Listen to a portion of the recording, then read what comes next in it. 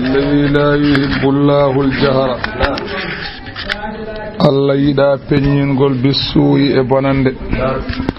Allah yida peññingol bonande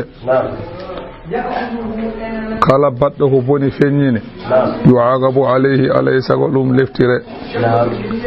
wiyama gorko goto medina arde yimbe o yidi hottede don be mujjinani kodungu makko yani be bismaki mo kanko gorko o nde o yihinde o yalti galle o haale mabbe ko boni te kadi o feññini kadi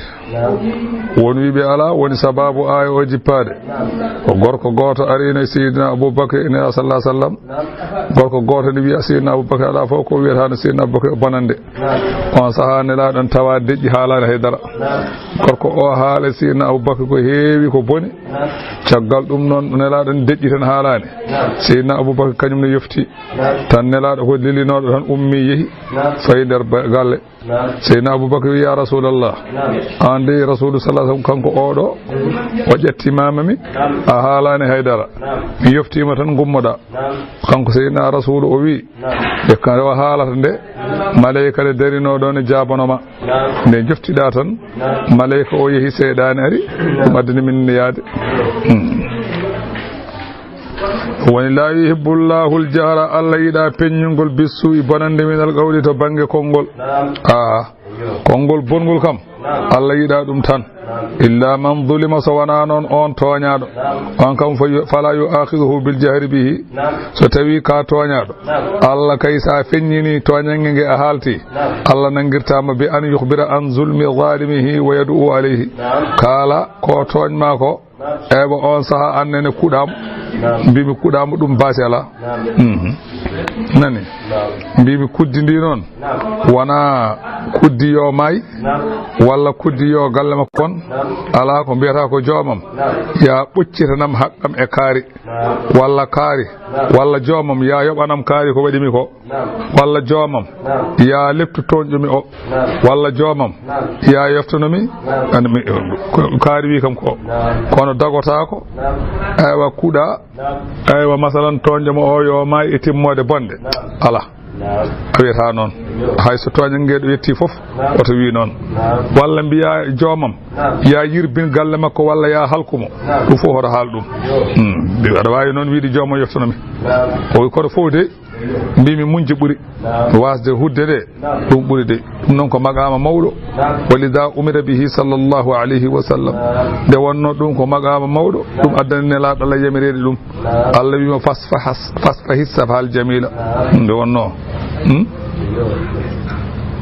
bisimillahi ɗum woni wa kana allahu serani Allah sami an konanowo ko haala aliman ganduɗo ko golla in tubdu so on peññini khayran golle moƴƴe aw tukhfuhu walla on cuuɗi ɗum aw ta'fu walla on jaafima an su'in ga bonande fa inna allaha Allah kay kana serani afuwan ko momtowo bakkatuji gadiran katanɗo innal ladina yakfuruna ɓen ɓe ene jedda billahi Allah wa rusulihi jeddine laaɓe Allah wa yuriduna muy an yufarriqude ceernata baynallahi hakkunde Allah wa rusuli ene laaɓe mum gonɗine ɓe jedda ɓe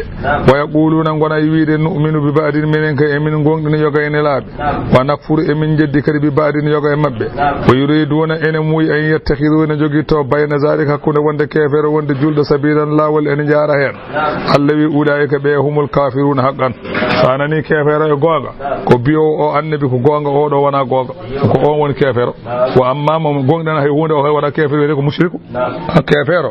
ko biiɗo annabi Isa ko gonga nelaɗo Allah wana gonga ko o wiyete kefero sana namɗo kefero ko o Allah wi wa a'tadna min podani lil kafirina ɓeɗo hefereɓe azaban lefte muhinan ɓe ganduɗa ko koynoje walladina amanu ɓen ɓe ganda enen gonɗini billahi Allah wa rusulihi enen gonɗini nelaɓe Allah walam yufarrigu tawa ceerdani bayna ahadin hakkude hay goto min mabɓe tawa ceerdani hay goto fofo enen gonɗini Allah wi ɓeede ulaika ɓe kay sawfa nu'tihim ɓeɗo mamin dokku ɗumen ujurahum jobdumen golle mumen moƴƴe wa kana Allahu latima Allah kay ghafuran ko gafranowo bakkatuji jiyaɓe makko rahiman jurmotoɗo ɗumen yasaluka eɓe namdoma an Muhammadu ahlul kitabi ene namdoma jomiraɓe deftere hono yahudiyankoɓe eɓe ñagoma an tunazzila alayhim nde jippinte e mabɓe kitaban deftere mina samai tawa deftere nde ko ummi ko do asaman aya jippine mabɓe walla an tunazzila anani nde jippinta alayhim mabɓe kitaban deftere mina samai ummarade asaman hono no jippino e Musa ni ta annu tan sabu mawni kinare Allah wi an Muhammadu fa in istakbarta zalika sa mawnini ɗum ɗum kam a fata mawninde ɗum faqad saluɓe ñaagi babira mabɓe ñaguinoma Musa akbara min zalika babiraɓe ɓe kalanino Musa ko ɓuri ɗum mawnude wona kamɓe mbiyata ko adamɓe deftere ni babiraɓe ko mbino Musa ko ɓuri mawnude holko mbino fagaluɓe mbino arina Allah Musa hollu min Allah jaharata ne peƴƴi ɗum ko ɓuri ɓuttidde mara e addu deftere an so ɓe mbima ya addu deftere ɗum a mawnini ɗum oto mawnin koɓe mbi Musa ko ɓuri mawnude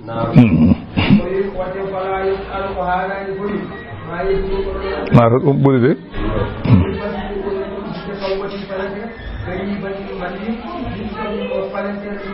Allah wi nde ɓe wi noon fa akhadathum sa'igatu ha tango mayde nangiɓe eɓe ndara imi ha tango mayde nangiɓe ɓe ndara bi zulmihim sabu toñgol mabɓe summa takadul ijla caggal ɗum kadi ɓe jogiti ngaari ɓe mbi ko Allah min baadi caggal ma ja'atuhumul bayyinatu caggal nde are mabɓe hujjaji ɓanguɗi wonde Allah ko goto Allah yi ɗum ɗo fof fa afawna an zalika min jaafi ɗum min jawlaki ɓe wa atayna min gaddani Musa sulɗanan dalilu mubinan peñƴo tasli anani tasalluɗan bayyinan zahiran alayhim Allah wi yeɓe mbarko e mabɓe ɓe mbarto ɓe ɗofti Musa wa rafa'ana Allah wi min ɓamtino kadi fawgahum Allah ne haalana nelaɗo Allah ko wadduna yimɓe Musa o wi wa rafa'ana min ɓamti fawgahum dow mabɓe addura ko wiyete hayre bi mithaqihim sabu jaggugol mabɓe ahdi mbeɗe ɓe kula ɓe jaɓa Allah wi wa qulna lahum min mbiɓe caggal nde hayre nde fawe dow mabɓe min mbiɓe udkhulul baba natire damal wuro ngo sujjadan oɗon cujji naate oɗon cujji de naate oɗon cujji oɗon nayti wa qulna lahum min mbiɓe kadi kamɓe yahudiyankoɓe la ta'adu fi sabti la ta'adu hoto ngawe fi sabti aset Allah wi wa akhadna min nangi min mabɓe mithaqan ahadi ghalidan tekkuɗo anan e ɗum ɗon ɓe pirti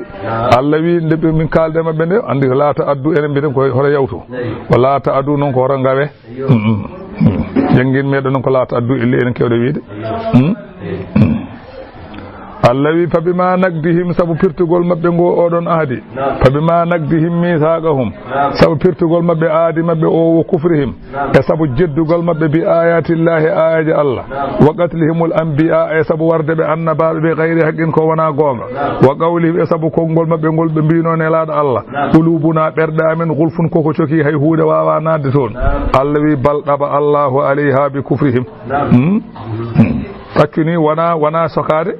ko Allah de umbi e dow ɓerɗe he sabu jeddugol mabɓe ɓe mbawa nande waaju sabu ɗeɗo gueɗe noon fala yuminuna ɓe gonɗinta illa qalilan ala o ko toon arde famide sabu ɗeɗo gueɗe fof sabu firtude ɓe aadi o e sabu yeddude ɓe ayaji Allah e sabu warde ɓe annabaɓe ko wona gonga e sabu wiide ɓe annibi o ɗerɗeɓe ɓen coki ɗum waɗi fala yuminuna illa qalila ɓe gona gonɗinoɓe so wona seeɗa e mabɓe tan wa bi kufrihim sabu jeddugol mabɓe lawol gongol kadi ɓe jeddi Isa aha wa qawlihim e sabu konngol mabɓe ala Maryama e yumma Maryama buhtanan fenande aziman mawde sabu ɓe mbi yumma Maryama ko jinɗo hay so ramuhu munkirina ta'alluqu qudratillahi ta'ala bi khalqi waladin min ghayri walidin ɓe jeddi wonde Allah wawa tagde neɗɗo tawa ala baba wa mu'taqidu zalika fibde ɗum de kafir ko anani fibde ɗum ɗon ko kefero li annahu yalzamu alayhi al-qawlu wana li anna kulla waladin kay la budda lahu min walidin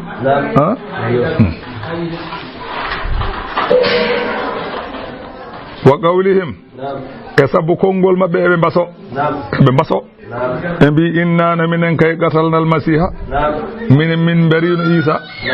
min mbarino mema sella o momaɗo barke o holi on Isa ibn Maryama min mbarimo Isa ibn Maryama o rasulallahi mo ganduɗa ko nelaɗo Allah o on kay min mbari ɗum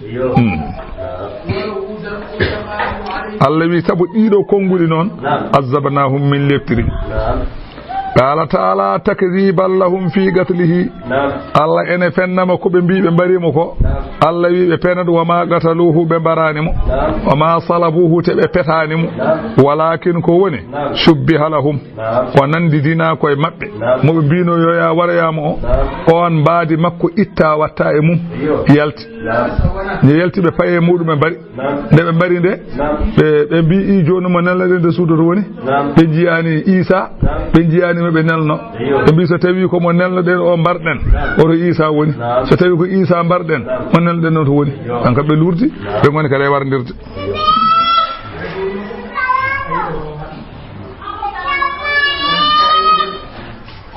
wa inna alladhina ikhtalafu fihi nden hunde ɓen ɓe ngannduɗaa ene luurondira wa inna alladina e ɓeen ɓe ngannduɗaa ihtalafu fihi ɓe ene luurondira alhaali Isa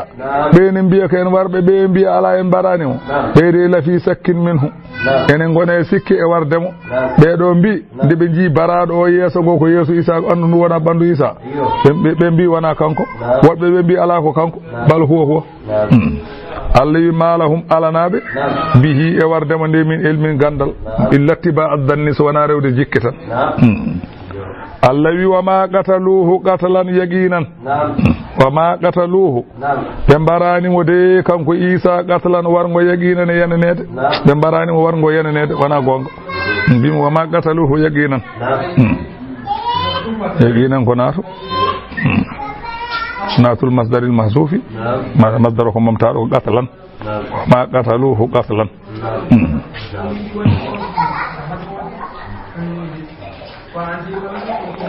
bal ɗaccu kay rafa'ahu llahu ilayhi Allah ɓamtimo kanko Isa fewde mum wa kana Allahu laatima Allah kay azizan ko polɗo e laamu makko hakiman ñeññuɗo e golle wa in min ahlil kitabi ala hay goto e yahudiyankoɓe walla annasara en illa la yu'minanna so wona ene jogori gonɗinde bihi e Isa qabla mawtihi ko adi maygol mum kala kay e yahudiyanke e annasara so tawi ndaari mayde ene gonɗina Isa kono noon on saha nafata nde wonno o saha ɓe gonɗinan Isa kerecieji en catholique en gonɗinan Isa ɓe mbiyata ko Isa ɓe gonɗi koɗo penat si ɓe gonɗini Isa kay ɓe ndewata nelaɗo Allah wona Isa haalnina ɓe omo bashiran bi rasulin yaati min baadi yasmum Ahmadou dey ni wona ɓe cali on ni wadde ɓe jaɓano Isa so tawi noon goto maɓe daari mayde noon ma wi Isa kalɗa ko gonga kono nafata wa in min ahli kitabi illa la yu'minanna bihi qabla mawtihi ala e yahudiyankoɓe annasara en so wonamo ene gonɗina Isa qabla mawtihi ko adi maygol mum hina yu ayinu malaikatal mawti so yi malaikaji mayde fala yanfa'uhu imanuhu noon aw qabla mawti Isa walla so Isa artoyi maɓe gonɗin ɗum kono noon ala ko nafata wa yawmal qiyamati ñalawma darga noon yakunu Isa laato alayhim maɓe shahidan ko seede bima faaluhu keɓe mbaɗe makko lamma bu'ita ilayhim nde o nela e maɓɓe nde holko ɓe mbaɗimo mawo seeɗo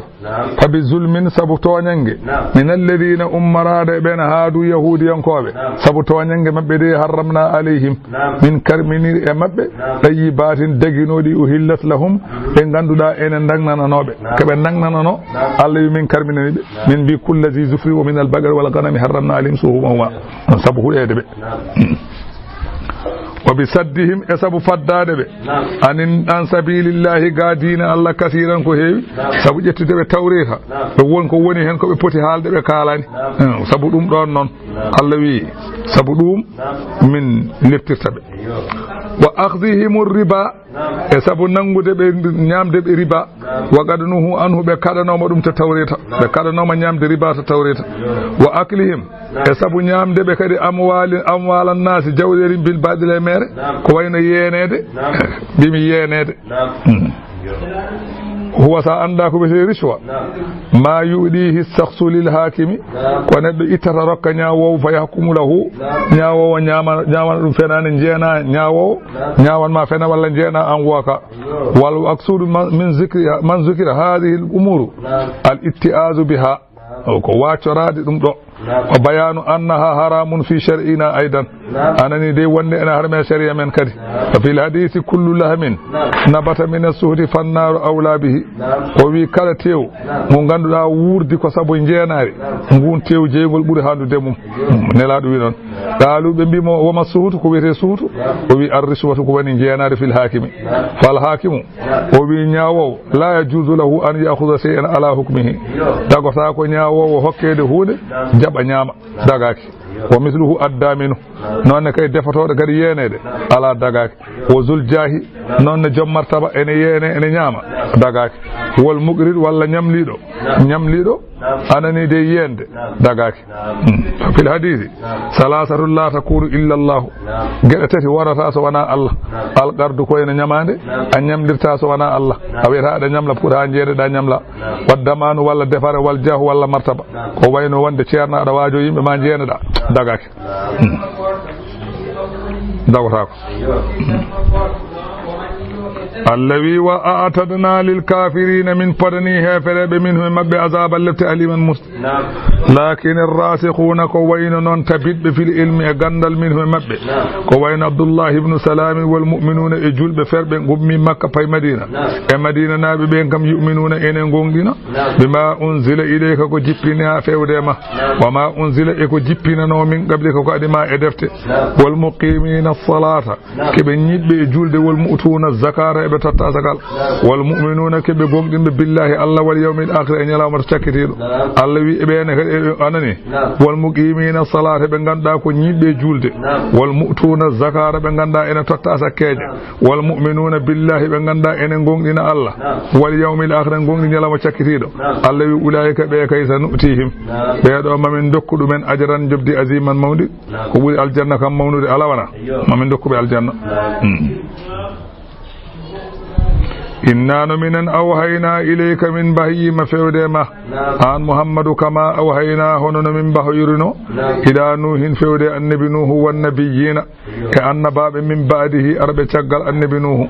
وأوحينا من بهي إلى إبراهيم فود أودو غوركو وإسماعيل أودو غوركو وإسحاق أودو غوركو بيدفو من بهي مدومن وانا إما فودي ويعقوب يو غوركو كاي من بهي مدوم والأسباط بيد مبه بيفو من بهي وإيسى أودو النبي إيسى من بهيم ويونس وأيوب أو غرق ويونس وهارون وسليمان وآتينا من دكين بامم سليمان وليون داود زبورا من دكين دفتر النبي زبور فانكو النبي داود ويامنون كفوفو بني إسرائيل kala annabi kaalaɗo e qur'ana koye ɓiɓɓe ibrahima so wona idrissa e nuhu e huudu e luuɗu e salihu ɓeɗon wona ɓiɓɓe ibrahima heddiɓe fof ɓiɓɓe ibrahima kala annabi inde mum haala e qur'ana ko ɓi ibrahima so wona annabi idrissa so wona annabi nuhu so wona annabi huudu ɓeɗo kam gadi ibrahima luuɗu noon kanko adi ɗum kono wona e makko yalti annabi salihu adimu onne wona e makko yalti walam yakuni nabiyyu min al arabi ɓe ngala annabi so wona joyo koɗi on huudu e salihu e ismaila e shuaibu e nelaɗo allah sallllahu alayhi wa sallam ɓeɗon joyo goni arabeɓe haaloɓe ɗemgal arab heddiɓe fof ko abraniya kalata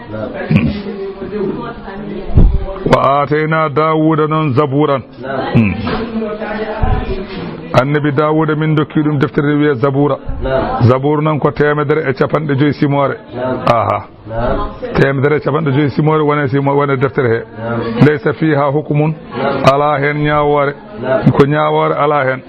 wala halalun ko dagi ala hen wala haramun ko harmi ala hen bal huwa deftere nde kay tasbihun wa taqdisun wa tahmidun woni hen tan ko cubhinali e cennali e jettugol Allah wa sana'un e mantoje wa mawa'izun e wajuji wa kana dawudu alayhi salam biyama annabi dawud non yakhruju ila al bariyati ko yahanno jeeri wa yalta o fayaton fa yaqumu o daro wa yaqra'u zabura o wona jangude zabur wa taqumu ulama bani israila khalfahu anduɓe bani israil fof daro caggal makko wa yaqumu nnasu yimɓe ɓe daro khalfal ulama e caggal anduɓe wa taqumul jinnu khalfan nasi jinniji kañum daro caggal yimɓe ɓe wa sayaɗino khalfal jinni seyɗaneji ɗine daro caggal jinneji wotu ji'u dawaɓe adde dabaji allati fil jibali gonɗe kaaƴe ɗinne ngara gadde ngara kañum ene fayaqimne bayna yadayhi daro yeeso annabi Dawud wa tarafrafat ɗo yuuru diwe noon gona e weeyade e dow ala ru'usin nasi e dow koye yimɓe wo hum kamɓe fof jinneji ɗi e seyɗeneji ɗi e yimɓe ɓe e diwe ɗe e daabeje ɗe fof yestami una li qira'ati Dawuda ɗi gona e heɗade janggin annabi Dawuda wa yata'ajjabuna ɓe belto ɓe kaawe e janggin on way welde ni li anna allaha a'dahu sawtan hasanan allah ne rokki annabi Dawuda sawtu bel wa qad warada joli anna aba Musa al-As'ari wiyama annabi Dawuda wiyama so o jangi o gayni Allah e makko welde dande so o gayni temedere mayɗo ene ƴette taw ene paɗɗi temedere mayɗo paɗɗiɗo ƴettete wonɗa ko leɗɗe walla yimɓe temedere mayɗo goski mum ƴettete tawa kadi mayi Allah e welde dade aram weldande wa qad warada anna aba Musa al-As'ari goto e sahabaɓe nelaɗo Allah ne wiyeni kana yaqra'ul qur'ana laylan o meeɗino omo jangganno qur'ana e jamma bi sawtin hasanin sawtu belɗo omo ñeña falamma asbahani ha fini subaka qala lahu rasulullahi sallallahu alaihi wasallam nelaɗo wimo qad a'jabatni qira'atuka laylata koni haawi kam weeli kam janginma hanki jammo koni jangdema hanki jamma nde weeli ka annaka aɗayta mizmara min mazamiri Dawuda elle ka dokkaɗo ewa e ñañoji Dawuda elle won ñañoru dokkaɗa e ñañoji annabi Dawuda fa qala abu Musa al-As'ari oɗo wi law alimtu bika wallahi somi andina aɗa heɗomi la habbartuhu mami ñañanno ɗum laka wonandema tahbirani ñañgol somi andina aɗa watte am haqqille mami ɓurnanno ɗon kadi mi tinani tan cikkano hay goto heɗaki Allah wi wa arsalna min neli kadi rusulan nelaɓe ɓen qad qasasnahum alayka min qablu min qissani mama ko adino wo rusulan ene hen kadi nelaɓe lam naqsusum alayka min qissanakima wiyama Allah neli ujunnaje jeetati annabi hen ujunnaje nayi koye bani israila en ujunnaje nayi koye dendagal yimɓe kono ɓen o haalani ɗumen wa kallama Allahu Musa de haalde Allah taw ala nantinowo takliman e kaldugol rusulan ene hen nelaɓe adiɓe ɓe ene hen mubashirina weltinoɓe kala gonɗinɗo Allah wo munzirina ene hen jertinoɓe kala caliɗo e nadde jeygol Allah wi addani min nelde ɓe koli Allah yakuna beele hada latanade yimɓeɓe anani li Allah yakuna hada latanade linnasi yimɓe alallahi Allah hujjatun hujja ha ba'da rusuli caggal nelede nelaɓe janggo e jaam yawmal qiyamati so Allah dawri nanude yimɓeɓe jeygol yimɓeɓe mbasa wiide min gandano ɗum addani mo nelde bisimillahi joni noon hankadi tawde nelaɓe nelama kam hankadi gasi andi ñawmal qiyama e mbawi wiide rabbana lawla arsalta ilayna rasulan ko hanma nelde amen yimɓe pour min jaɓa fa nattabi'a ayatika min ndewa ayaji ma wa nakuna min laato minal mu'minin taw koye gonɗinɓe Allah wi fa ba'asnahum min neldiɓe koli qat'i udrihim saabu tajje gantu yimɓeɓe haɗa yimɓe mbiɗe gandano wa kana Allahu serani Allah noon azizan ko polɗo e lamma ko hakiman ñeññuɗo e golle wa nazala lamma su'ila al-yahudu an nubuwwatihi sallallahu alayhi wa sallam fa ankaruhu aya garowo o aywa ko yahudiyankoɓe woodi garɗo nela sallallahu sallam o wi oɗon ceedi kay oɗon mbeɗa namdoro on Allah so tawi mi haalaka e deftere moɗon ɓe mbi la nasharu bidalika minen min ceedaki ɗum wa ma na'lamu min basharin uhiya ilayhi minen min ganda neɗɗo ne wahaye ba'da Musa caggal Musa wiyama ko nelaɗo namdi won wiɓe ala ko aara beɓe ɓe namdino sa yahudi en goɓe eɓe mbi minen min namdi ɓe mbi noon ɓe kaalen nelaɗo kamɓe makkanaɓe ɓe mbi min namdima yahudi en goɓe sifa ma e gueɗe ma to deftere mabɓe ɓe mbi ɓe gandama ndeke wadde wona gonga wal maana in ankaruka maana o ko soɓe jeddima wa kafaru bima anzala ilayka soɓe jeddi ko jippina fewdema bima unzila ilayka ko jippina fewdema faqad kazzabu fima qalu ɓe peni koɓe kaali ko wona faqad kazzabu fima qalu ɓe peni e koɓe kaali ko li anna allaha kay yashhadu laka bin nubuwati allah kay ene seedanima ka annabi e kañum nelma wona ko seedi kañum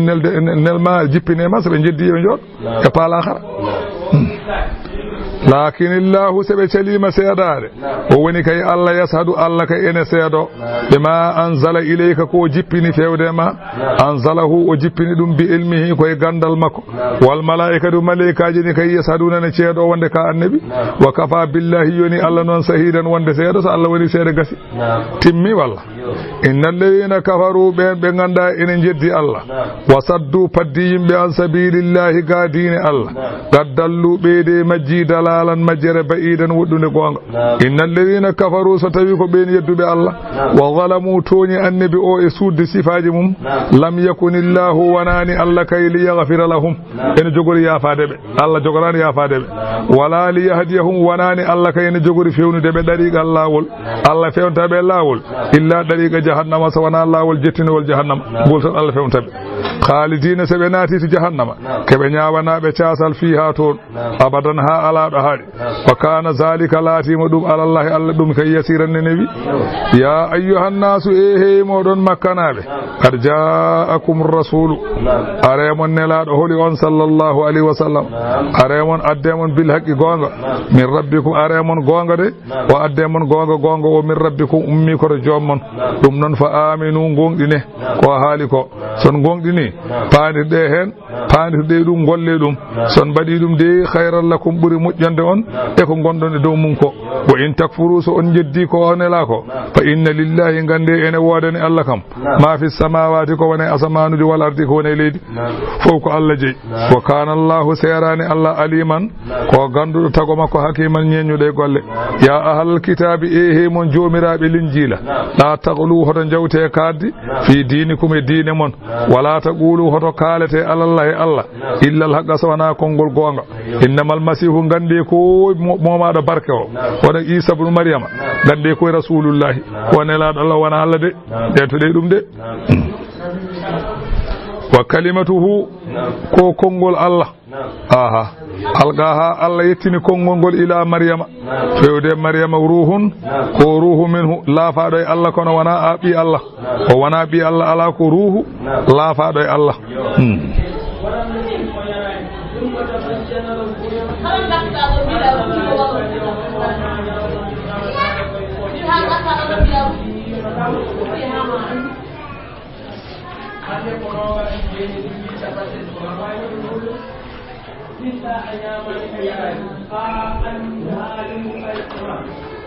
afami habrama anani de ruwiya anna allaha taala lamma khalaqa arwaha albashari nde allah tagi ruhuji windere nde ja'alaha min sulbi adama kanji fof o watti ɗe keeci baba adama wo amsaka endahu ruhu isa noon ay ruha isa o jaggi ɗum kanko allah o wattane keeci baba adama falamma arada allahu an yahlugahu nde allah moy tagde isa arsala bi ruhihi ma jibrilu itti ruhu o totti jibrilu waɗe masalan wutti ay yummum isa woni reedu tagi o kanko ala babiraɗo ɓe mbi docteur goto no wiye anani mbimi anna ɗabiban haasigan nasraniyan tuba goto docteur bawɗo doctorago o arino e gorko goto no wiye rachidi alwaqidi fa nadara ala bni huseyni ali ibne huseyni alwaqidi o jirgodiri woni o jirgui tan e ali ibne huseyni alwaqidi o jirgodiri e mum enen mbiyata jirgui tan o namdi ɗum tan o faqala lahu o wi ali ibne huseyni inna fi kitabikum ene deftere mon ma yadullu ala anna isa juz'un min allahi ene deftere mon he e ko ene tindine wonde Isa ko bi Allah nan toon wa tala hadhihi al-ayata kanko ngal do kefaral o jangi odo aya ko Allah wi ruhun min ko mi tawde Allah wi ruhun min hura wadde ruhu o ko Allah jeyi dum ko Allah jibini mo jon non waaji o jaabi mo waaji o wi Allah wi wa sakhkhara lakum ma fi as-samawati wa ma fi al-ardi jami'an minhu ay wa ruhun minhu jami'an minhu yimi anani Allah wi eltani on asamanuji eltani on leydi fof minhu ummarade mum firtani kay wonde ko Allah jibini ha faqala idan yalzamu an takuna jami'al asiyai juz'un min kala ko taga kay koy Allah ummi dum kay tindinani wonde ko Allah jibini mo kala ko taga aduna koy Allah ummi nde haalde fa buhitan nasarani yu tubago ngani muga don ki andu ko jaba ko kisa wa aslama jabi Allah wa fariha ar-rasid farhan shadidan Harun ar-Rasid wonno o welti wa aadal waqadi silata fakhiratin o hokki odo garat silata fakhiratin woni garado woni neddo hokke médaille wadani mo médaille d'or nganda omo wasoro nde o libi odo nde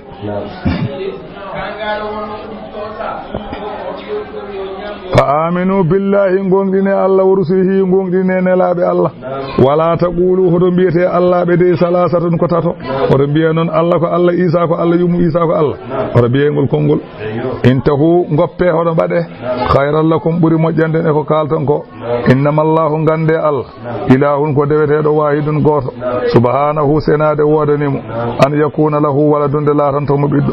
lahu sabu ene wodimo ma fi samawati o woni asamanu ko kanko jeyi wa ma fil ardi ko woni leydi kanko jeyi ko tago makko ko jeyal makko ko maccub makko neddo ne halfa biyum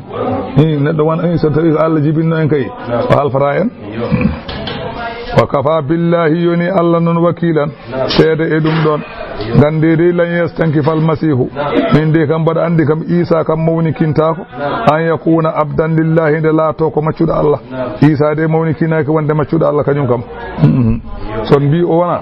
gandumi kanko o mawni kinaki dum kam wana ko yara makko kanko walal malaikatul muqarrabuna malaikaji mallinadi Allah ne kay mawni kinaki wonde maccube Allah ala son mawni kini way dum gandum be kam mawni kinaki ngandeno wa man yastankif kala mo nefi an ibadatihi garewde Allah wa yastakbir mawni kini fa sayahsuruhum min dendinbe ilayhi fewde ma Allah jami'an dendangal nyande yawmal qiyamati fa amma alladhina an fa sayahsuruhum ma orendinbe kambe yimbe be ilayhi fewde makko jami'an kambe fof nyande yawmal qiyamati fa amma alladhina amanu satawi ko ben gongdinbe Allah wa amilus salih nutti golli golle mojje fa yuwaffihim ma Allah timminan be ujurahum jubdi mabbe wa yaziduhum Allah beydabe min fadlihi ibural mum ma la aynun ra'at ko ganda yitere meeda yide saka andana way wala uznun sami'at ko nufu meeda nande saka andana way wala khadra ala qalbi basharin ko meeda jolde berne neddo dum Allah yabata neddo ko meeda jolde berne ma saka ganda meeda miijaade ganda ka meeda nande saka ganda dum Allah yaban ma nyande yamal qiyamah sari Allah wa amma alladhina istankafu satawi ko ben nefbe be wastakbaru mawnikini garewde Allah fa yu'azibuhum ma alla liftu bi azab allati aliman muhsin wala yajiduna lahum bananyata wanande min dunillahi ko wana Allah waliyan mo en dunya nabi dum wala nasira wana mo en hada nabi dum ya ayyuhan nasu ehe modun himbe قد جاءكم أريم برهان هجاج من ربكم أمراد إجوم نلاد الله صلى الله عليه وسلم وأنزلنا الذي من جبني إليكم فيودمون نورا النور مبينا فينجي ودوان النور قرآن فأما الذين آمنوا ستويك بين قوم بالله الله واعتصموا به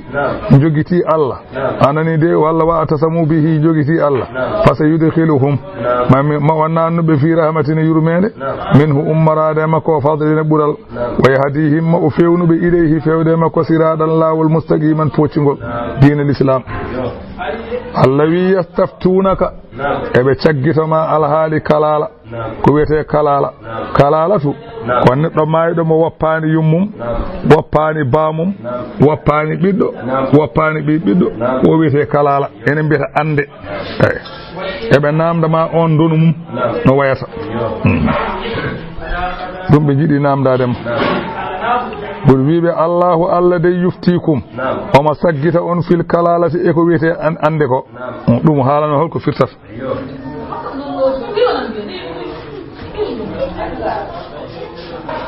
wa sababu nuzuliha sabu aya o jippade anna Jabir ibn Abdullah tamarrada oɗo meeɗino ñawde oɗo gorko meeɗi ñawde fa zahaba rasulullah sallallahu alaihi wasallam Abubakrin li yaudahu mashiyayni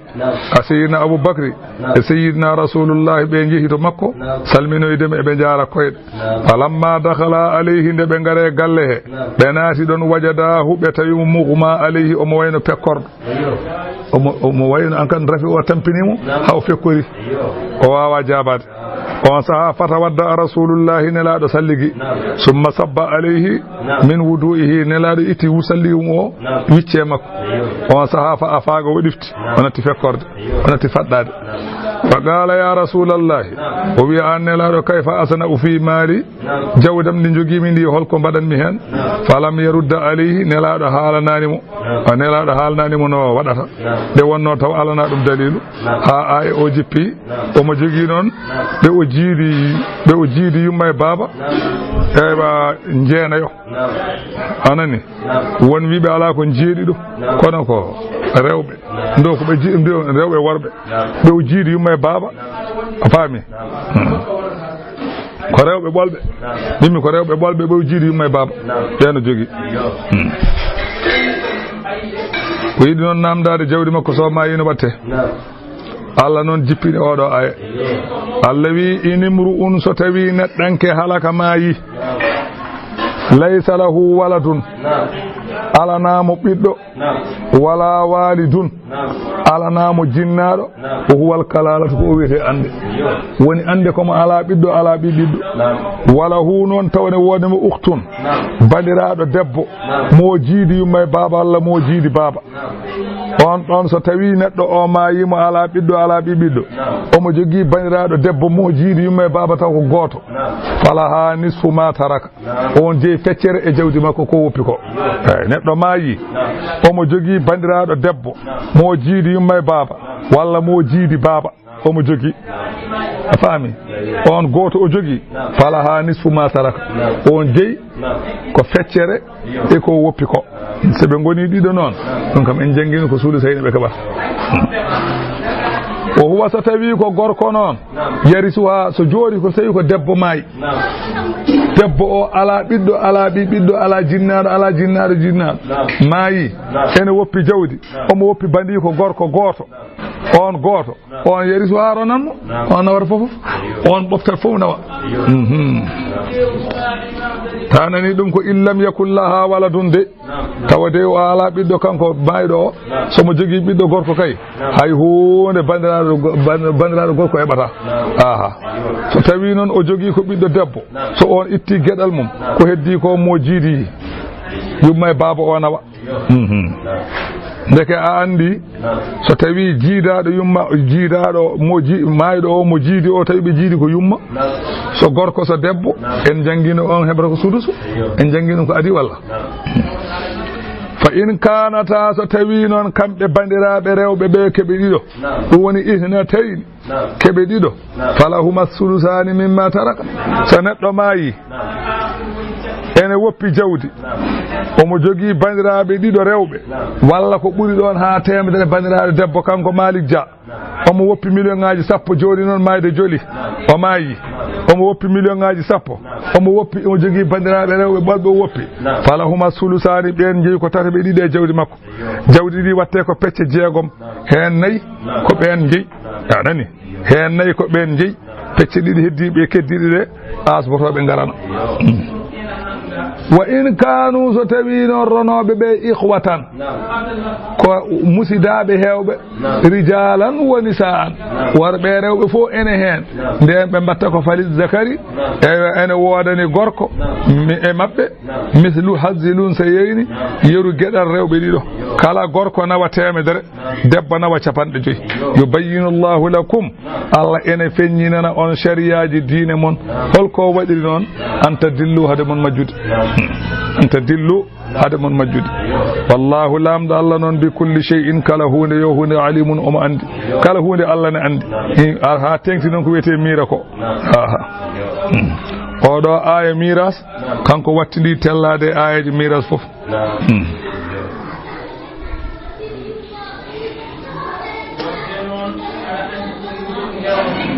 won wiɓe noon kam wattidi jippade e Qur'ana ko wattaqu yawman turja'una fihi ila Allah wiyama on aya ne jippinde hakkunde ɗon e nelaɗo Allah mayre ko balɗe 22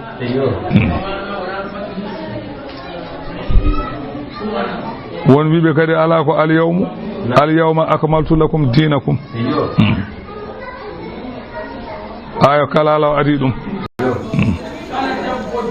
suratul ma'idati simore nde ko noon nde wiyete Madina nde jippi aaje ɗe ko 120 walla 123 nde ɗo simore wiyama kayre nde ene ñawoje sharia nana e nder mayre ala ɗo woni e cimoje fof e Qur'ana so wona e mayre Allah jippini e nde ɗo simore ayaji 18 ñawore nana e nder mayre cimoje fof kayre ɓuuri hewde ya ayyuhalladhina amanu sa namdama to ɓuuri hewde cimoje winde ala ɓuuri nde ne hewde ɗum hay wotere on wi ko 17 won wi ɓuuri ɗon comme nana e mayre kam sa ñawoje seeɗe kewɗe ne jippe mayre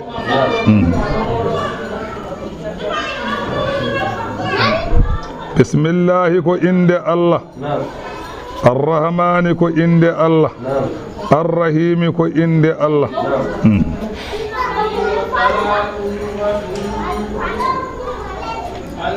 wiyama simore nde nde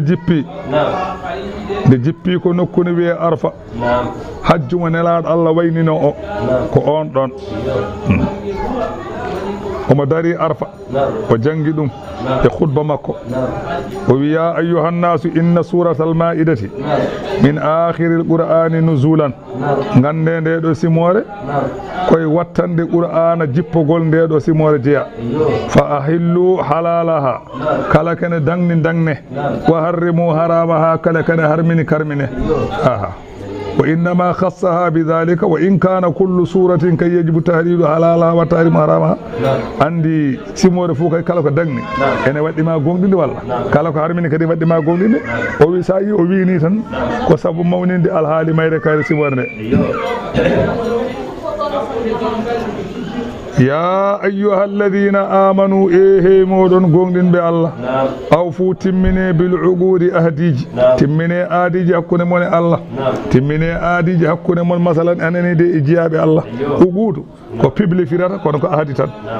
allawi uhillat lakum dangnanama wonande on bahimatul an'ami mumante won nemoraji ko wayno gelodi en bey en baali en yo on ñam dum so tawi hirsama yo on ñam so tawi hirsama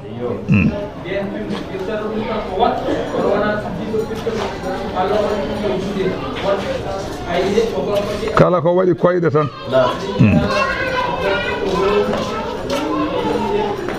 on dangnanama saggal de hirsa li annal bahimata kama fil gamusi so dawi ko deftere gamus kam bahima firta ko waɗi koyɗe nayyi hayso koye ndiyam walla kala ko wuuri tan illa ma yutla so wona ko jogori dursitede aleykum mon ko jogori haaloyede hurrimata aleykumul maytatu ko ɗum kam goppe gayra mu hilli saydi wa antum hurumun on gona noon daktinɓe raddandu taw oɗon gone hurum makka so tawi oɗon gone hurum makka on gona daktinanaɓe raddandu ala on daktinanaka raddandu ɗon gone makka so gone makka on daddata so neɗɗo raddi noon wari addi tewngu ne yeeya aɗa wawi sodde kono an a raddoyta a yamirta goɗɗo yo raddonoye so raddi noon addi ne yeeya tewlewlo aɗa wawi sodde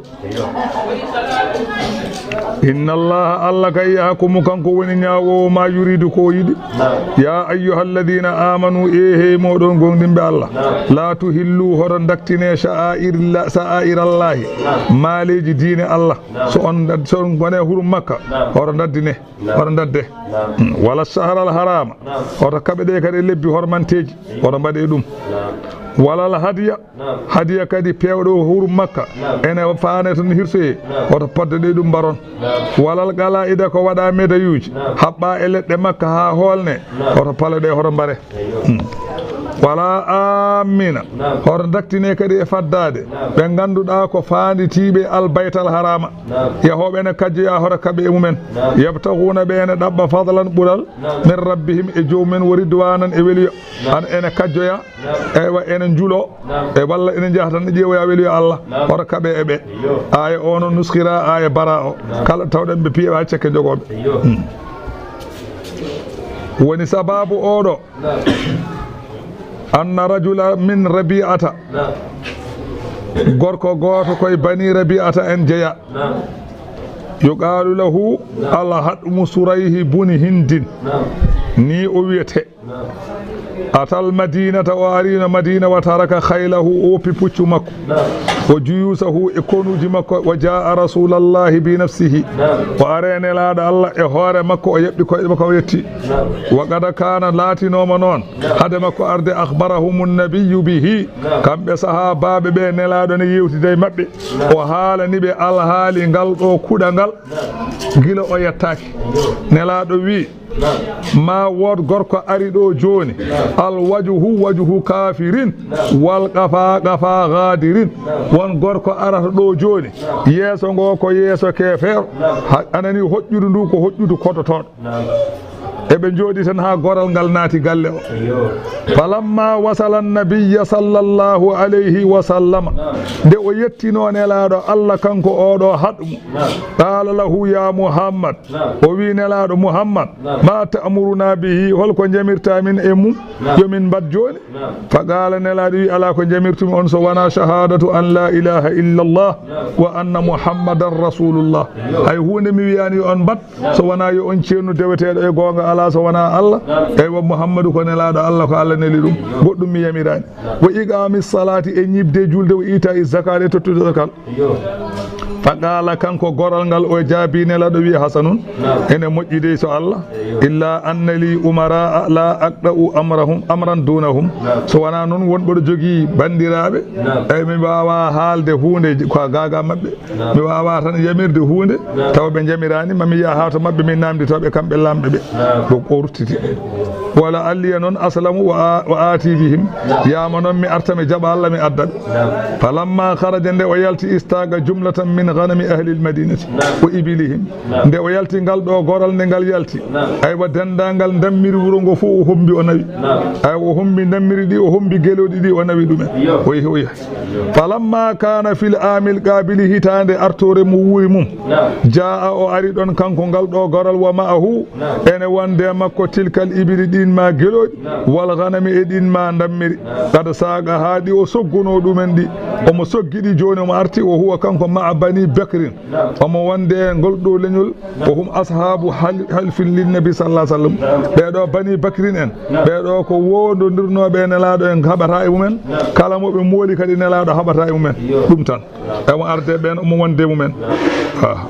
fa ahabba ashabu rasulillahi sahabaɓe nelaɗo ɓe noon haqqillaji men gaari e yaade heptoyde ko jogi ko aya o jippi allah wi goppeɓe tawde ɓe gaari ko hajjude ɗum woni wala amin hamina oton daktine kadi fanditiɓe albayt al harama suudu Allah hormantiru yabtaguna ɓe ene ɗabba fadlan ɓural min rabbihim ummarade joomi wo ridwanan e weliya wa ida halaltum so on daktini hurum makka on daktini on karmini on gayni on kajji Allah wi fastadu hankanti on dagnanama dadde wala yajrimannakum hoto faggitin on sana'anu banandeji qawmin yimɓe pour tan an saddukum ɓe paddima on anil masjidil harami ga suudu Allah hormantiru hoto joftoɗeɓe an ta'tadu nde jaggitton e mabɓe mbiyon oɗon kaɓa e mabɓe Allah wi hoto joftoɗe moƴƴo yeftatako ko bonɗo yeftato kono moƴƴo yeftatako wa ta'awanu Allah wi ballodire alal birri e moƴƴere kala ko mbiɗon yo gollu e moƴƴere ballodire hen go fo yo wallu goɗɗo on no golliri ko moƴƴi wattaqwa ballodire e hulde Allah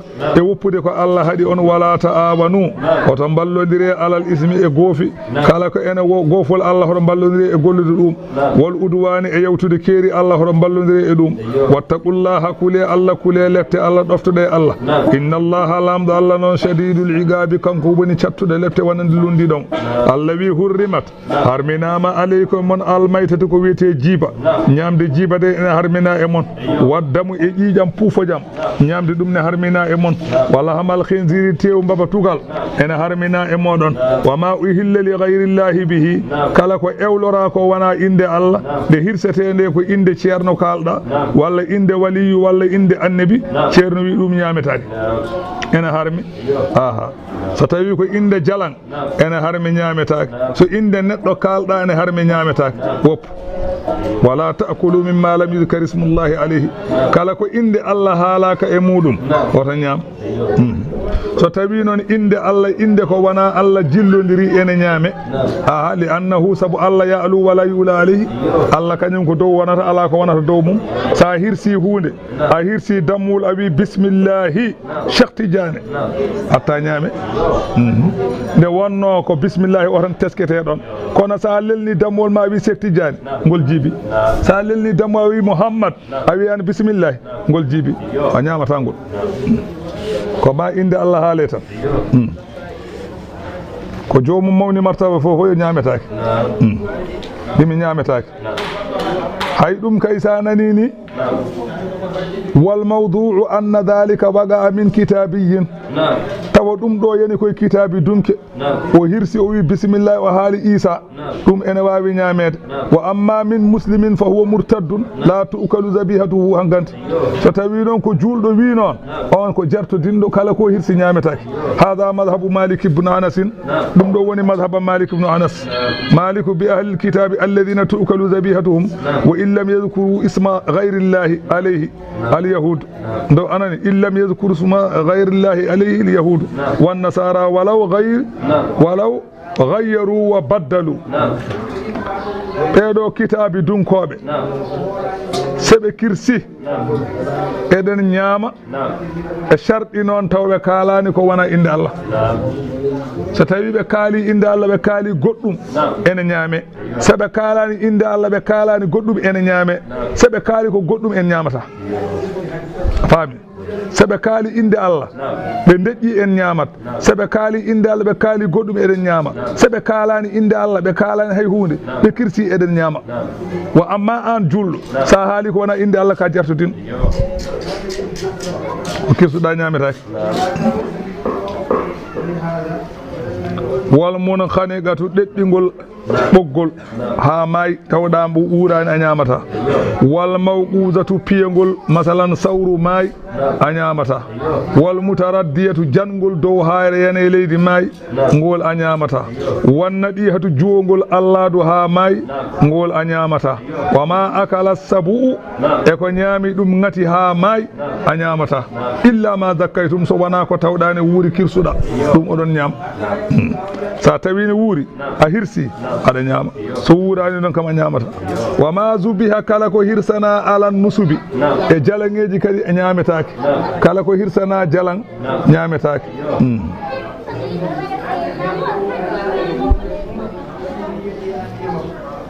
woni anani ey zukira smu sanami ala zalika ne hirsetende pibɗa ko mawninde jalan o paandiɗa e ko kirsuɗa ko mawninde jalan o ɗum ɗon ñametake fa in fa'ala zalika muslimun so julɗo waɗi ɗum anani o waɗani ɗum li waliyin wonande waliyu mawɗo o hirsi e faanditade mawninde waliyu o ɗum tan hirsinimo wona omo faanditi omo wara bottari wona omo faanditi omo wara omo mawnina anani de masalan Allah walla omo hotta koɗo makko tan o fiɓi tan ko mawninde waliyu ko ɗum hirsinimo o hirsi ngol ɗo dammol tan ko mallorade Allah mawninde waliyu o ceerno wi ngol ɗon dammuwol wona ñaametegol ngol ñaametake hono no mallorte Allah ni ɗum o faanditi hen e mallorade oɗo waliyu ceerno wi fof huwa murtaddun o ko jartodinɗo la tu'kalu zabihatuhu o ko o kirse makko ñaametake wa amma in gasada anna zabaha lillahi wa thawabuhu lil waliyi fala ba'sa bi dhalika so tawi nde o hirsata nde o faanditi hen ko hirsande Allah kono baraji ɗi so tawi wonko woni hen to banggue baraji o neldi ceerno makko basi ala e ɗum fa inna nadara zabihatahu li waliyi mayyitin كالسيد البدوي مثلا فإن قصد انتفاءه بها كالحي فهو نذر بادل ستوي نون أتكني الله هرسود دمول هرسند ولي مايدو كوين بدوي ان ولا مثلا ان بير شيخ تجاني تان ايوا كيرسان دا دوم ايوا دمول تكان دا الله هرسند دوم دمول ستوي تو nder ma paandi da ko mo naftoro dammuwol ngol no gurdo naftorto dammuwol ni o do nazru o ko baadilu o hiwunde wonani wa amma in qasara annaha tazbahu fi mahallihi min ghairi qasdin anani dey so tawi masalan anani dey o faanditi ko hirsude do nokku wali o do kono hay huunde o faanditaake fo anani min ghairi qasdi fuqara idhalika al mahalli taw wana wonbe nder wuro be masalan anani wonbe nder o nokku be o faanditi hirsande fala yasuqu hali dhalika al mahallu bal yazbahuha bi ayyi mahallin sha tawde wana so hirsi o ma sakko yimbe wonbe don be soklani ko ma nawaton yo hirsu e galle makko tan gase qala malik suqul hadaya li ghayri makkah dalalun o bi almami malik wi soggude hadiyaji nawato wana makka dum ko majjere wa amma in qasada bi suqiha fuqara udhalika al lazimahu suquha so tawi non biida kada jogi ngari ariidi hirsoyde ndi hoore fonde sa hirsindi pibda ko sakkade miskinebe wonde hoore fonde nawton kirsa basi ala e dum tawi non wana dum pandida ko hirsoyde ton tan wana be naftoro yesu Allah hasidi kirsa lumbal ko goto balla kirsa jaba dekle wa an tastaqsimu Allah ene hadi en nde peccirton to walla ñaawirton bil azlami ko wiyete cigaaje ko gede ngoni koy gonata koy jalangeji way kono sigeji ni be peccira dum ay debe tan debata waade kono courage ni ay huune nde dillat so dilli kala ko yemiri be bada kala ko hadi be goppa dum don ko kambe be jogino dum ko cigaaje wiyete peccirte dum den harmi zalikum dum do ko Allah hadi on ko dum fis'un ko fasigago goppe wada ka barka aha wa nazala aya garo o jippi ko yawmu arafata amu hajjatul wida'i nyalawma arfa hitande hajjatul wida ko on nyalawma allawi al yawma hande يئس الذين كفروا ففتيما بين هفرب من دينكم هنكنت دين من ñande hajjatul wida ñande hen julbe ne kewi kewgol ne wayno li ne burti anani wiyama ñande hen non Allah jippini odo aaye o wi hankandi heferebe fiftima on hankanti on gonta yante mumen hankanti gasi be gandi hankanti l'islam wonta yaaru kanam ndo wonta yaaru ganaw yarat tan ko kanam tan yara wonta yaaru ganaw wonta yaaru caggal hankanti sananta ganaw e dum firtas Allah wi fala takhsawhum hankanti horo kulebe hankanti horo kule hudabe beede onon julbe horo kulebe wana der wana bobal hoto kule horo juldo hul kefero hoto huldum to der oto hulɗum to boowal feññi ko wima fof to yofto Allah wi saɗa hula wax sawni hulam min ko min hulɓini komo wona min hulɓinaki saabu ala ko wawi neɗɗo huletake neɗɗo hersete walla rente wa amma hulete ko Allah sa huli ko wona neɗɗo tan a waɗat ko boni won maana la takhafu min al kuffari wa khafuni so ɗon kule kam hoto kule kefereɓe li anni maliku dunya nde wonno min woni jeyɗo aduna e alakhara izzan wa zillan to banggue teddugal ko min jeeyi to banggue koynugol ko min jeeyi wala yamliku zalika gayri hay goto jeeya ɗum faman sahida zalika wa kammala dinahu fala yakhafu illa mawlahu kala mo andi ɗum timmini diine mum hulata so wona Allah wala yarju siwahu jortota ko so wona Allah fa innahu al-mu'di al-mani'u ad-daru al-manafi'u nde wonno ko Allah rokkata Allah haɗata Allah lorlata Allah nafata mo wona Allah wawa ɗum wawa lollude wawa nafde wawa rokkude wawa hadde hokkata ko Allah ko on jogui ko gasata saɗa hula Allah anani saɗa ñaago Allah saɗa hula Allah mo wona Allah huletake ene rente noon so jaɓani jettodiron ala ko wawi maydara waratama wurnatama haɗatama rokkatama mo wona Allah coɓɗum wawa faami al yawma hande akmaltu lakum dinakum hande mi timminini on diine mon farillaji wonta ɓeydo ko harmi wonta dakto hankanti kala ko dagino ene dagi ha darga daro kala ko harmuno ñande hen ha darga daro ne harmi hunde hesɗata diine hesɗata koko wonno tan woni koko dagino gila nden ha ñalawma hande one dagi ko harmuno gila nden ha ñalawma hande one harmi gasi faami caggal oɗo aaye ko dagi wonta tello ko harmi wonta tello wa atamamtu aleykum ni'mati mi timmini e moɗon nemam an waraditu anani bi ikmalihi wa qila dukhulu makkata aminin wona noon Allah wino sa atadkhuluna almasjid alharama de inchallahu aminin wala Allah wi no ɓe ɗon waɗaniɓe ɗum Allah wi waraditu mi welama lakum wonande won alislama l'islam diinan ko diine kala diine mo ganduɗa wona l'islam mi welaka l'islam tan belami kala ko wona l'islam mi ala hen famanidi ɗurra jiiba mo haalanno on o ruttani joni o wi famanidi ɗurra kala mo ƴooña fi mahmasatin tawane wonde kooƴe ene heyɗi ala ko ñaami so tawi yi gandi ari ha aba yahya hankadi faani ɗum jogori ko mayde yi jiiba yo ñaam ha haara yo ɓooyaha so tawi o dañoyi komo ñaama o werlo gayra mutajanifin ta o wona oñiɗo ɗi ismine goofol fa inna allaha allah gafurun ko jaafotoɗomo ko ñaami hen ko aha Allah ko jaafotoɗomo Allah rahimun ko jurmotoɗomo e dangnandemo masalan oɗo jiiba eyyo o wi noon taƴowo laawol on ñaamata jiiba tooñowo ñaamata jiiba ɓeɗo daganaki ɓe ñaamde jiiba hay sone maaya aya garowo o woni sababu jippademo jibrilu meeɗino arde e nelaɗo Allah sallallahu alayhi wa sallam jibrilu ene yiɗi arde galle mum fa adina lahu nelaɗo yamirimo yo naat kono falam yadkhul o naatani fa qala lahu nabiyu gada adanna laka min jamirima ya rasulallahi e heyma nelaɗo Allah jibrilu woni nelaɗo Allah qala jibrilu jaabimimo ajal aha kay a yamiri kam walakinna la nadkhulu baytan fihi kalbun minen minna ta galle mo ganduɗa rawandu ene mum fa amara sallallahu alayhi wa sallam aba rafi'in nelaɗo yamiri biyeteɗo aba rafi'i yaqtulu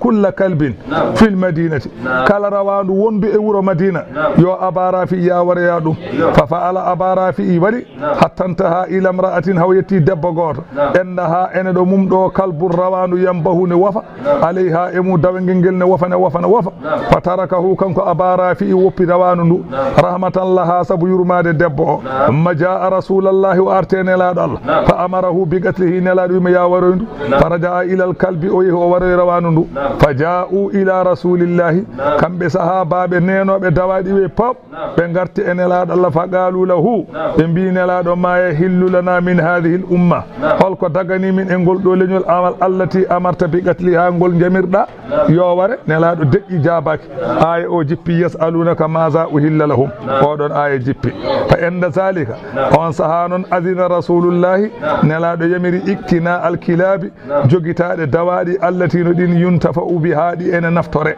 wana ha o haɗi an imsaki mala naf'a fihi jogade rawandu no nafata fof o haɗi min ha noon kala rawandu no nafata o haɗi ɗum dawaɗi denoji galleji dawaɗi denoji bitikaji dawaɗi denoji jawdi ɗin ene jamira jogade ko amma dawaɗeje gonoje damal galleji sa rewi tan wona wofde men haljinma ala ko nafata hay hunde ɗen dawaɗi dagaki jogade sa jogima qala rasulullahi sallallahu alayhi wa sallam nelaɗo wi man amsaka kalban kala mo jogiti rawandu fa innahu yanqusu min amalihi kulla yawmin qira ɗum ñalawma fof mo dewɗa Allah hay sa a dañi masalan fodde qiraɗ an qiraɗ de qiraɗ ko hunde mawde de saabu wiyama ngeloba so ko folti koye hayre uhdin wiyama so ngeloba ndewa hollinama e ɗon so ngeloba ndewa ba taarima hayre nde so artiɗo hollinanoɗo jibinal Allah e hayre nde mawnude ɗum noon qiraɗ foti baraji ñalawma fof noon neɗɗo rawandu ñalawma fof fodde ɗum e baraji no usto e muɗum a rawane Allah hay ko foti no wala noon so tawi ɗum iwi kam a gasnat tan daña bone ndeke a andi kay wadde rawandu renoru ngesa aw mashiyatin walla rawandu renoru jahori ɗum kam ene dagi o yukhadu min hadha al hadith anna qatla ghayra nafi warde rawandu no nafata to bange dawaɗi ɗum kam ene yiɗa rawandu no nafata fof sa yi warde ɗum ene yiɗa in lam yakun aquran tawde wona sayandu ay so tawi ko sayandu ulandu e mum lor eyba ndun kay warde ɗum ko wajibu malmam Malik wi rawandu sayandu warde ɗum ne waɗɗi wa amma rawandu ndu sayaka noon warde ɗum de ene yiɗa mbara rawandu ndu sayaka no nafata wa amma rawandu sayandu wo wajibu kala julɗo warde ɗum sa yi war wa amma rawandu naforu ndu rawandu joom bitig walla rawandu lama ene jogui jawdi mum ene jogui rawandu muɗum ene wondi hen ndu rawandu sa wari ɗum a yoɓat qima muɗum ɗum woni yasalunaka eɓe namdoma an Muhammadu maza uhilla lahum holko ɓe dagnana to banggue ñamde e to banggue ɗi dawaɗi gol wiɓe uhilla lakum tayyibatu dagnana ɗon ko gueɗe daguiɗe woma allamtum e ko janggandin ɗon minal jawarihi to banggue poñƴi masalan daddoji minal jawarihi to banggue dawaɗi daddoji e ngati daddoji mo kallibina tawa ene janggina haare ene tindina masalan no raddirte to allimuna hunna oɗon janggini ɗi kanji masalan poñƴi ɗi mimma allamakumullahu ko Allah janggini on to banggue masalan needi negol oɗon janggini ɗi no raddirte Allah wi so tawi ɗi mbaɗi ɗum fakulu ñaame mimma amsakna aleykum kala kadi jaggani on ñaame wo in qatalatuhu hay so wari ɗum ñaame haade tan ñamani hen ñaame so ñaami hen noon on ñamata so ñaami hen on ñamata sa nani noon rawandu jangginanu ko sa wi hus yaha sa wi ay arta sa wi daro tawane janggino dawaɗi tubakoɓe ɗi ni rawandu tuba wona kala ko mbiɗa waɗat de sa wi yo duggoyat sa wi yo ya kala ko mbiɗa yo waɗ sa yo sodone galase kay sodoyat yaha arta ɗone ɗon adda dawaɗi men ɗi ɗon ko kangaɗi nde wonno jangginaka ɗi no dokkuɗa ɗumen kal yo sodonoye tew artirta de an waɗi wona kañum waɗi ko an waɗi rawandu tubak noon a ƴettat pañe mbaɗa e dane mum itta kalis mbaɗa e pañe mbadda hen kayitel kala mbiya yo ya sodoya tew so yettima codowo tew o tan waɗani daro itta masalan pañe o jangga kayiɗo o kiloji biyaɗi yo waɗa hen ɗi waɗa itta kalis o watta kadi e dane ha galle ñamata hen kono dawaɗi men ɗi fayata ko ladde ƴakkoya ɗin goni jangginaɗi mbiyeɗa